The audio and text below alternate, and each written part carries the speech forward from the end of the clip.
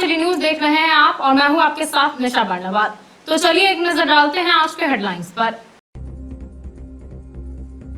Headlines की प्रायोजक है गिरिडीह का सबसे शानदार hotel the bridge, new Carmel school के निकट, बोड़ो ससांग बेड़ा, गिरिडीह।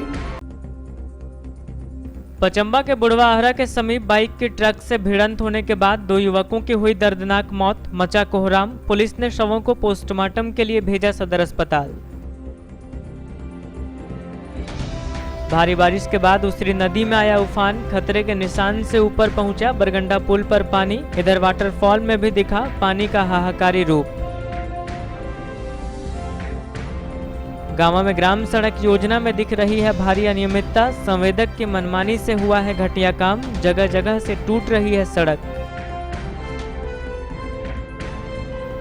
और तीसरी के चिलगरी में जमीन विवाद को लेकर 2 पक्षों में हुई मारपीट, 2 लोग हुए घायल।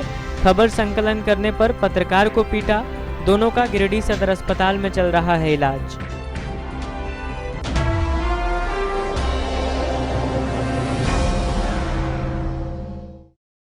और अब खबरें विस्तार से। पचंबा बुढ़वा तालाब के समीप बुधवार देर रात 2 युवकों की सड़क हादसे में हुई दर्दनाक मौत के बाद उनके शव का पोस्टमार्टम सदर अस्पताल में कराया गया। बताया गया कि दोनों मोटरसाइकिल से पचंबा की ओर आ रहे थे। इसी बीच विपरीत दिशा से आ रही एक ट्रक ने उन्हें जोरदार टक्कर मार दी और उन्हें अपने साथ घसीटते हुए काफी दूर तक ले गया, जिससे मौके पर ही दोनों की मौत हो गई। पचंबा थाना क्षेत्र के बुढ़वा तालाब के समीप बुधवार की रात सड़क हादसे में 2 युवकों की दर्दनाक मौत हो गई। गुरुवार को मृतकों के शव को पोस्टमार्टम के लिए सदर अस्पताल लाया गया।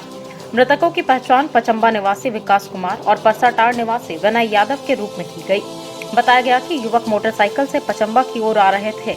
इसी दौरान विपरीत दिशा से आ रही एक ट्रक ने इनकी मोटरसाइकिल में टक्कर मार दी। घटना के बाद ट्रक काफी दूर तक इन्हें घसीटता रहा, जिसके कारण दोनों युवकों की मौके पर ही मौत हो गई। बाद में पचंबा पुलिस मौके पर पहुंची और शवों को कब्जे में लेकर पोस्टमार्टम के लिए सदर अस्पताल भेज दिया। वहीं ट्रक और बाइक को कब्जे में लेकर पुलिस आगे की कार्रवाई कर रही है। घटना से परिजनों का रो रो कर बुरा हाल है। लगातार 2 दिनों की बारिश की वजह से बरगंडा इलाके से गुजरने वाली उसरी नदी पूरे उफान पर है, जिससे पुराने पुल पर आवाजाही करना खतरे से खाली नहीं है। नदी का जलस्तर खतरे के निशान से ऊपर आ गया है। बावजूद इसके लोग अपनी जान जोखिम में डालकर जर्जर पुल पर आवाजाही कर रहे हैं। शहर के बरगंडा इलाके से गुजरने वाली उसरी नदी बारिश से उफनाई हुई है। गुरुवार को यहां खतरनाक दृश्य देखने को मिला। यहां का जलस्तर खतरे के निशान से ऊपर आ गया है।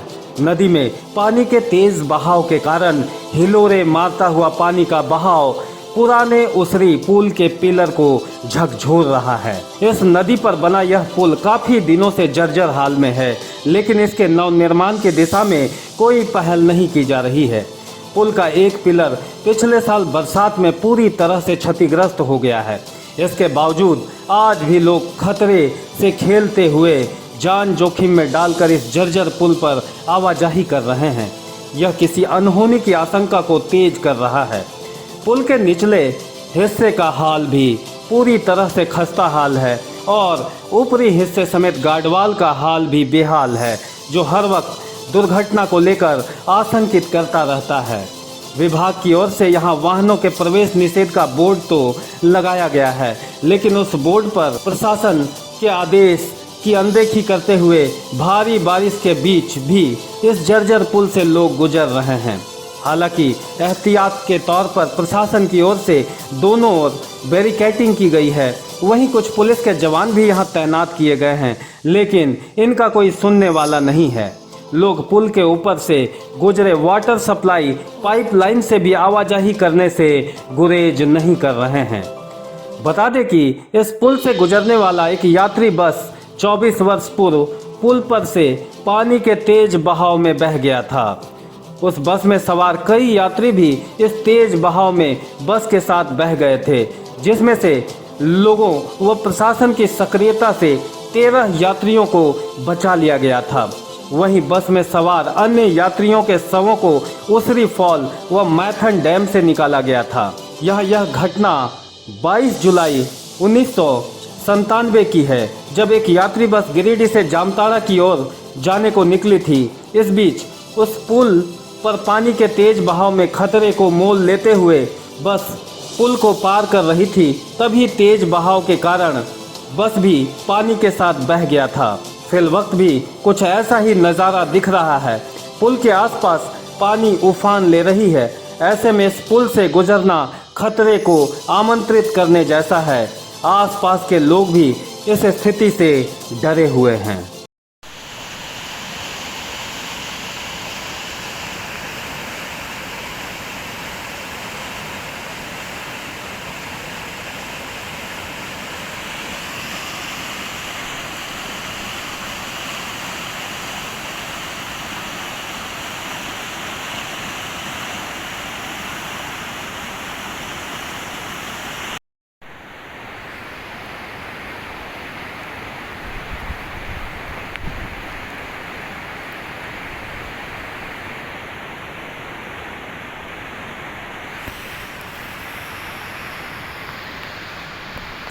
पुल पानी तो पुल से नीचे है, लेकिन पुल बहुत ही ज़्यादा क्षतिग्रस्त है, इसलिए पुल कभी भी टूट सकता है। और पानी अगर थोड़ा सा और बढ़ा तो पुल धंस जाएगा। पानी सुबह में कितना ऊपर था? सुबह में इससे ज़्यादा था, पुल के ऊपर था। हाँ, पुल में पानी चढ़ा हुआ था। अभी पानी थोड़ा कम हुआ है। कुछ कम हुआ, लेकिन कम होने का संभावना नहीं। आने जाने के लिए रोक लगाया है प्रशासन। हाँ, प्रशासन दोनों तरफ है। हाँ, दोनों तरफ प्रशासन, उधर मुफासिल है, इधर टाउन है। तो लोग आते जाते थे क्या इस पुल पे? हाँ, सुबह में आ रहे थे, आवागमन था सुबह। लग रहा है देख के पानी। पुल पहले से क्षतिग्रस्त है पूरा, और पानी सवेरे चढ़ चुका था पुल में, और अभी कुछ कम पड़ा है पानी, और ज़्यादा पानी पड़ने के बाद पुल टूट सकता है। तो क्या अभी मांग करते हैं पब्लिक प्रशासन से? जी, प्रशासन से क्या मांग है आपका? निर्माण प्रशासन के से लिए मांग तो यही है कि पुल को बनवाया जाए। अभी वहाँ पे पुल से गुजरने किसी को नहीं अभी दिया? गुजरने नहीं दिया जा रहा है। सवेरे इससे लोग आदमी आ जा रहे हैं, आ जा रहा था। बाइक वाला लोग, पैदल वाला लोग चल रहे हैं। क्या नाम है? लगातार हो रही मूसलाधार बारिश के वजह से उसरी जलप्रपात का जलस्तर अचानक काफी बढ़ गया है और पानी पूरे उफान के साथ गिरने लगा है। हालांकि यह दृश्य देखने में काफी मनोरम लग रहा है, लेकिन खतरनाक भी साबित हो सकता है। भारी बारिश के बाद टुंडी रोड में अवस्थित उसरी जलप्रपात ने विकराल रूप धारण कर लिया है। गुरुवार को उसरी फॉल का हाहाकारी रूप देखने को मिला। बताया गया कि 2 दिनों की बारिश के बाद उसरी जलप्रपात का जलस्तर अचानक काफी बढ़ गया और पानी पूरे उफान के साथ गिरने लगा। हालांकि इस दृश्य को देखने के लिए यहाँ काफी संख्या में लोगों का जुटान भी हुआ, लेकिन सुरक्षा के मद्देनजर पुलिस बंदोबस्ती भी यहाँ की गई थी। सुरक्षा को ध्यान में रखकर स्थानीय ग्रामीण भी मौके पर जुटकर लोगों को हिदायत देते नजर आए। बता दें कि ऐसी स्थिति में इस वाटरफॉल में कई बार हादसे भी हुए हैं, इसलिए प्रशासन का ध्यान इस ओर लगा रहता है।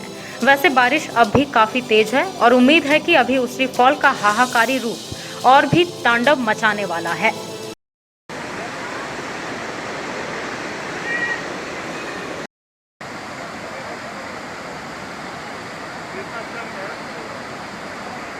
गांवा प्रखंड के नीमाडीह पंचायत स्थित बेलाखुट्टा में नवनिर्मित सड़क महज 1.5 वर्षों के भीतर ही जगह जगह टूटकर जर्जर हो चुका है, जिसकी सुध लेने वाला कोई नहीं है।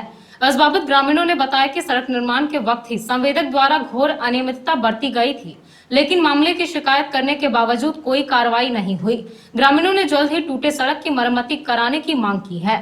गांवा प्रखंड में विभागीय उदासीनता के कारण संवेदकों की मनमानी से कई प्रधानमंत्री ग्राम सड़क योजना भ्रष्टाचार की भेंट चढ़ गया है। प्रखंड के कई पंचायतों में महज 6 माह से 1.5 वर्षों के बीच कई सड़क धंसकर टूट गए हैं, जिसे देखने वाला आज कोई नहीं है। इससे संबंधित विभाग भी संवेदकों के साथ हाथ पर हाथ धरकर बैठी हुई है। ऐसा ही एक मामला गांवा प्रखंड के बेलाखुट्टा से सामने आया है। बता दें कि गांवा प्रखंड के नीमाडीह पंचायत स्थित बेलाखुट्टा में 39 लाख रुपए की लागत से यहां बना कालीकरण सड़क कई जगह टूटकर जर्जर हो गया है। उक्त सड़क का निर्माण 10 माह पूर्व बगोदर के एक ठेकेदार के द्वारा कराया गया था। सड़क निर्माण के दौरान गुणवत्ता का भी ख्याल नहीं रखा गया था, जिसका ग्रामीणों ने भी विरोध जताया था और जांच की मांग की थी। ग्रामीणों ने आरोप भी लगाया था कि सड़क को बगैर साफ किए मिट्टी के ऊपर संवेदक द्वारा जैसे तैसे कालीकरण किया जा रहा है। यहां तक कि सड़क की ढलाई में भी कटौती की गई थी, लेकिन उस समय अधिकारियों ने मामले को गंभीरता से नहीं लिया, जिसका ग्रामीणों को आज खामियाजा भुगतना पड़ रहा है। बता दें कि उक्त 1.5 किलोमीटर नवनिर्माण सड़क में दर्जनाधिक बड़े बड़े गड्ढे उभर आए हैं और कुछ स्थानों पर कालीकरण भी बह गया है। मामले को लेकर ग्रामीणों ने भी टूटे हुए सड़क को मरम्मत कराने की मांग की है। इधर इस मामले को लेकर कार्यपालक अभियंता बालकिशोर किस्कू ने कहा कि टूटे हुए सड़क को शीघ्र ही संवेदक को बोलकर मरम्मत करा दिया जाएगा। उक्त पथ मरम्मत के कार्यकाल में है। कहा कि बेलाखुट्टा नदी में पुल बनाने का भी विभागीय स्वीकृति मिल गया है, जिससे बरसात के बाद वहां भी काम शुरू किया जाएगा। तिसरी के चिलगिली में जमीन विवाद को लेकर दो पक्षों में मारपीट हो गई, जिसमें 2 लोग घायल हो गए। दोनों घायलों का तिसरी में प्राथमिक उपचार के बाद बेहतर इलाज के लिए गिरिडीह सदर अस्पताल लाया गया। मारपीट को लेकर दोनों पक्षों ने थाने में आवेदन दिया है। तिसरी के चिलगिली में जमीन विवाद को लेकर 2 पक्षों में हुए मारपीट में 2 लोग घायल हो गए। गुरुवार को दोनों को इलाज के लिए गिरिडीह सदर अस्पताल लाया गया। बताया गया कि पहले दोनों का इलाज तिसरी अस्पताल में कराया गया। घटना में एक पक्ष के राजकुमार शर्मा व दूसरे पक्ष के पिंटू कुमार को गंभीर चोट लगने से बेहतर इलाज हेतु गिरिडीह रेफर कर दिया गया। घटना बुधवार देर शाम की है। इस बाबत एबी न्यूज के पत्रकार पिंटू बर्नवाल ने कहा कि 2 माह पूर्व इन्हें सूचना मिली थी कि चंदौरी के बरमसिया क्षेत्र में वन भूमि का अतिक्रमण हो रहा है। इस पर जब न्यूज संकलन करने पहुंचे तो इन्हें तिसरी निवासी राजकुमार शर्मा ने धमकी दी, जिसके बाद भी इन्होंने अपने चैनल में खबर चलाया, जिसके बाद राजकुमार शर्मा व इनके बीच मारपीट हो गई। मारपीट में राजकुमार शर्मा और पत्रकार पिंटू कुमार बुरी तरह से घायल हो गए। दोनों पक्ष ने थाना पहुंचकर न्याय की गुहार लगाई है। घायल राजकुमार शर्मा व पिंटू कुमार को तिसरी अस्पताल में प्राथमिक उपचार के बाद इलाज के लिए गिरिडीह लाया गया है।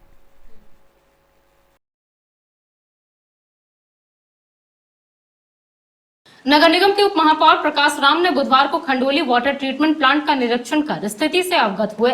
बताया गया कि लगातार 2 दिनों की बारिश से खंडोली डैम लबालब भर गया है। वहीं बिजली नहीं रहने के कारण लोगों को सप्लाई पानी भी नहीं मिल रहा है। नगर निगम के उप महापौर प्रकाश राम ने गुरुवार को गिरिडीह कॉलेज के आगे खंडोली वाटर ट्रीटमेंट प्लांट का निरीक्षण किया। इस दौरान स्थिति का मुआयना किया गया। बताया गया कि लगातार 2 दिन की बारिश से खंडोली डैम लबालब भर गया है, जिसको लेकर डैम का गेट 2 फीट खोला गया। वहीं बिजली नहीं रहने के कारण वाटर सप्लाई बाधित रहा और लोगों को पानी भी नहीं मिल सकी। बताया गया कि जल्द ही यहां पावर ग्रिड का शुभारंभ होगा, जिसके बाद लोगों को सुचारू रूप से पानी मिल सकेगा। मौके पर संजीत सिंह पप्पू, मोहम्मद समीर, सोनू सिंह समेत कई निगम कर्मी मौजूद रहे।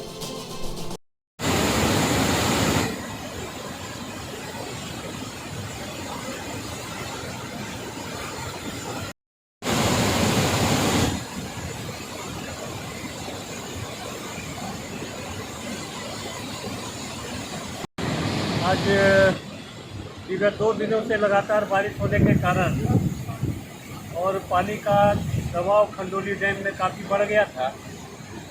उस दबाव के कारण गेट को नुकसान नहीं हो, कोई डैमेज नहीं हो, इसके लिए 1.5 फीट गेट खोलने का काम हम लोगों ने किया है, ताकि पानी सुरक्षित निकल जाए और हमारा ये जो पुल है, ब्रिज है, यह भी सुरक्षित रहे।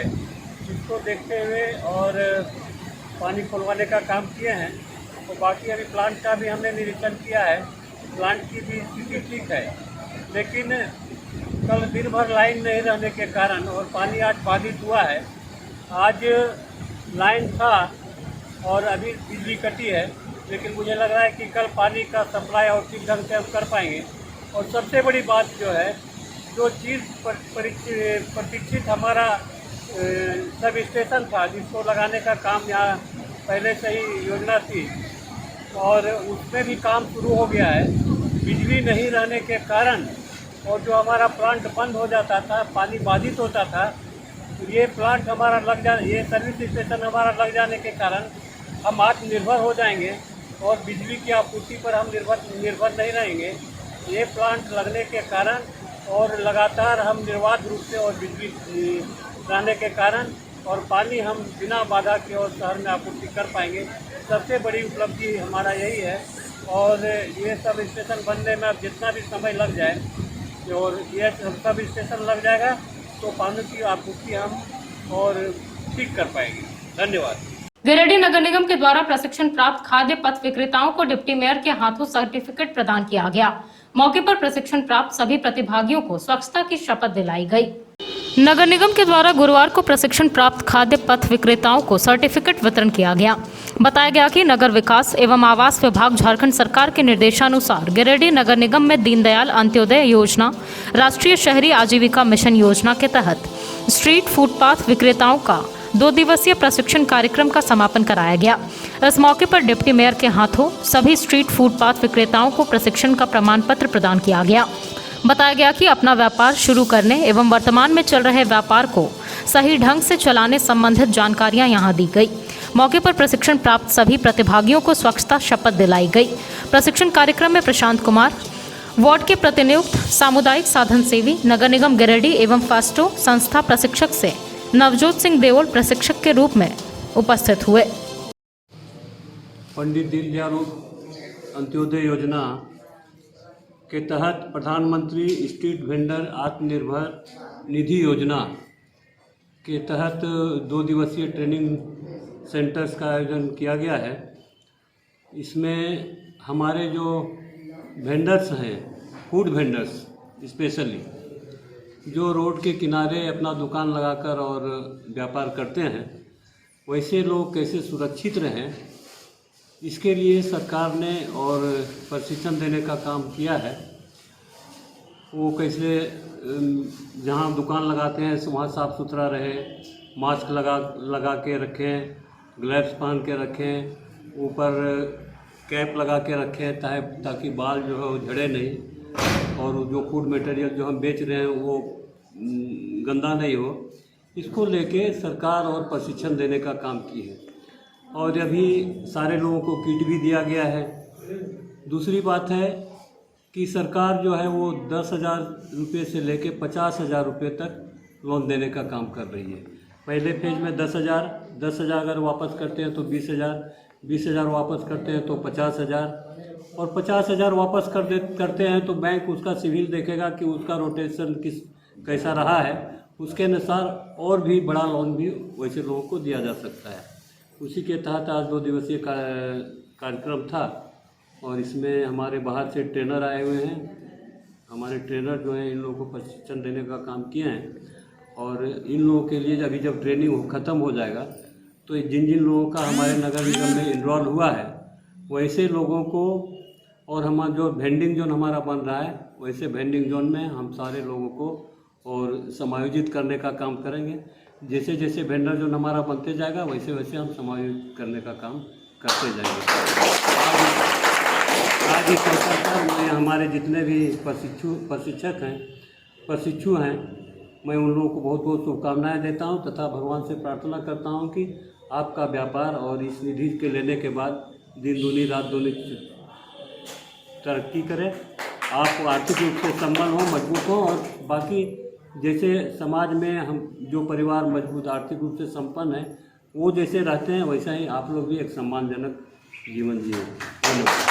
सरिया प्रखंड भाजपा प्रतिनिधि मंडल ने सरिया बगोदर अनुमंडल पदाधिकारी कुंदन कुमार को एक ज्ञापन सौंपकर सरिया के तमाम डीलरों और संबंधित विभाग के पदाधिकारियों पर गरीबों का अनाज घोटाला करने का आरोप लगाया और कार्रवाई की मांग की।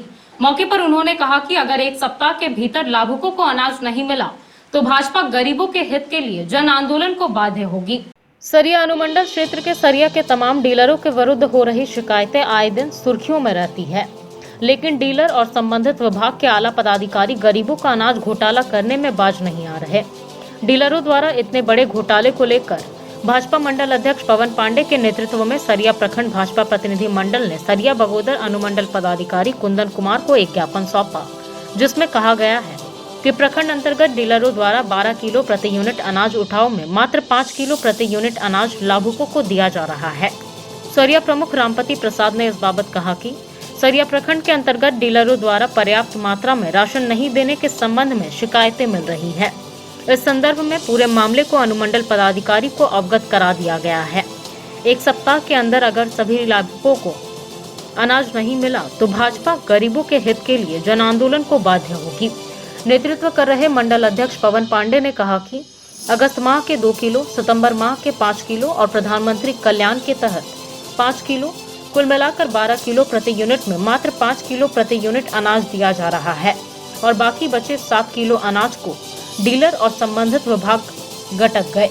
इस दौरान प्रतिनिधि मंडल ने एक स्वर में कहा कि गरीबों का पूरा अनाज दिया जाए अन्यथा भाजपा सरिया प्रखंड जन आंदोलन को बाध्य होगी, जिसकी जिम्मेवारी संबंधित प्रशासन की होगी। इस बाबत प्रखंड खाद्य आपूर्ति पदाधिकारी अनूप कुमार सिन्हा ने बताया कि सितंबर माह के आवंटन के अनुरूप अनाज का उठाव नहीं हुआ है, जिससे समस्याएं हो रही है। कार्डधारियों के द्वारा 12 किलो प्रति यूनिट के तहत अंगूठा लगाए जाने के संबंध में बताया गया कि सितंबर माह का आवंटन क्लियर होने से ही अक्टूबर माह का अनाज तुरंत बांटा जाएगा और सितंबर माह का शेष आवंटन आने पर देना है। प्रतिनिधि मंडल में सरिया प्रमुख रामपति प्रसाद, मंडल अध्यक्ष पश्चिमी अजय यादव, सांसद प्रतिनिधि मनोज महतो, बबलू मंडल, खाद्य आपूर्ति सांसद प्रतिनिधि विनोद यादव, महामंत्री रामदेव ठाकुर, केदार सिंह, पूर्व महामंत्री अमित आनंद, उपाध्यक्ष छोटी मंडल, युवा मोर्चा महामंत्री अमरनाथ सिंह, मीडिया प्रभारी रवि सिंह, युवा मोर्चा रोहित साव, आईटी सेल संयोजक संदीप कुमार आदि लोग मौजूद थे। कि सितंबर माह का NAFSA रेगुलर अनाज कार्डधारियों को नहीं मिला है। इसमें विभाग से पता करने के पश्चात ये पता चली कि डीलरों के पास अनाज का स्टॉक था, जिसको विभाग ने जीरो किया है और वो सभी डीलर को सितंबर का रेगुलर का अनाज देना था, उन डीलरों के द्वारा नहीं दिया गया है, जिससे यह प्रतीत होता है या आशंका है कि इसके बड़े पैमाने पर कालाबाजारी की जा सकती है।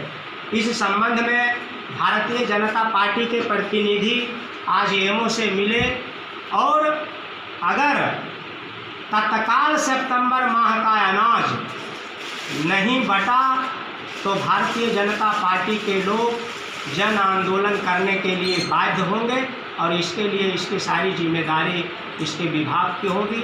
और इस संदर्भ में एक आवेदन हम लोगों ने SDO साहब को दे रहा हूं और उस पर भी वो त्वरित जांच कर कार्रवाई करने का उनसे भी आप सभी प्रिंट मीडिया, इलेक्ट्रॉनिक मीडिया के माध्यम से आग्रह करता हूं। गांवा थाना क्षेत्र के बिरने बाजार में एक तेज रफ्तार स्कॉर्पियो वाहन ने उमेश यादव के 5 वर्षीय पुत्र कृष्ण कुमार को अपनी चपेट में ले लिया, जिससे वह बुरी तरह से घायल हो गया।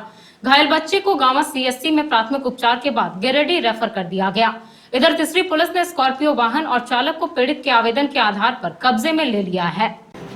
गांवा थाना क्षेत्र के बिरने बाजार में गुरुवार की सुबह एक तेज रफ्तार स्कॉर्पियो वाहन ने सड़क पर खड़े एक 5 वर्षीय बच्चे को अपनी चपेट में लेकर घायल कर दिया।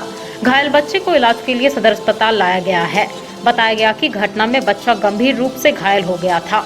आनन फानन में परिजनों ने बच्चे को लेकर बिरने बाजार स्थित मेडिकल में प्राथमिक उपचार कराया, जिसके बाद टेम्पो के माध्यम से गांवा थाना में दुर्घटना की जानकारी दी, जिसके बाद बच्चे को गांवा CSC में प्राथमिक उपचार के बाद डॉक्टर सालिक जमाल ने सिटी स्कैन के लिए गिरिडीह रेफर कर दिया है।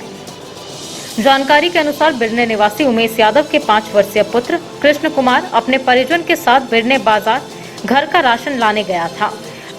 इसी दौरान बच्चे को तेज रफ्तार स्कॉर्पियो वाहन ने धक्का मारा और फरार हो गया। सूचना पर तीसरी थाना पुलिस ने स्कॉर्पियो वाहन और चालक को अपने कब्जे में ले लिया। तीसरी थाना प्रभारी पीकू प्रसाद ने बताया कि स्कॉर्पियो वाहन व चालक को कब्जे में लेकर पूछताछ की जा रही है।